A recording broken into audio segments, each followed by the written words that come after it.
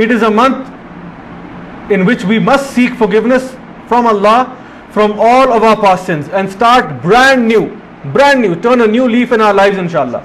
Start fresh. Forget about all the past sins, have them forgiven, inshallah, in this month, and start brand new. And use this month to distinguish very clearly between the halal and the haram. Doing everything that is halal and staying away from everything that is haram.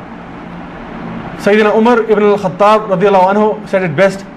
He said that it is a journey like you are walking on a road which is filled with thorny bushes and plants. How would a person walk on such a road? He would be very careful on where he steps so that he does not hurt himself with those thorns. He said, this is taqwa. This is the taqwa of Allah. That you realize these thorns are the haram things. You stay away from each and every single one of them.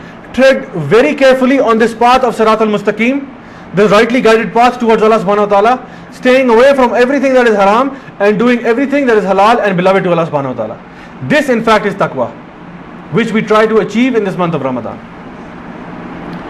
In conclusion, I will narrate to you a hadith Qudsi where Allah subhanahu wa ta'ala has mentioned that all the deeds of the son of Adam are for him except fasting, which is for me, and I will reward it accordingly. Can you imagine? All the good deeds are for yourself, you do it for yourself, but this fasting is for Allah.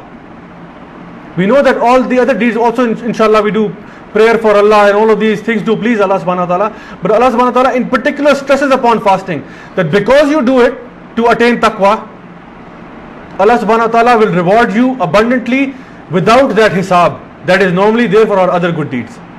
Normally we have a deed which is rewarded 10 to 700 times, but in this month fasting the reward is bighayr al-hisab, limitless reward from Allah subhanahu wa ta'ala. So Allah says, this is for me and I will reward it as I see fit. So the reward inshallah will be much more than 700 times even. This is again one of the great mercies of Allah subhanahu wa ta'ala. In hadith mentioned in Bukhari, it is mentioned that there are two pleasurable moments for the fasting person. One at the time of breaking his fast, when he breaks his fast and starts to eat, he feels gratitude to Allah subhanahu wa ta'ala. And the other when he will meet his Lord in the hereafter. There are two moments. The best food that I can recall having eaten was not the most expensive one that I ate, having eaten at a 5-star hotel or restaurant. The best food that I ever recall eating was the one that I ate at the time of iftar. No matter what it was, even if it was dal roti, it tasted amazing by the blessing of Allah because I had waited and controlled my nafs all day long. So this is one moment where a person feels refreshed and energized and he is so grateful to Allah to have this blessing of food, just plain rizq, so happy for it.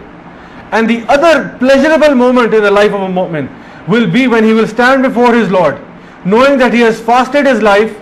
The pleasure he will feel at that point, nothing will be able to describe that pleasure.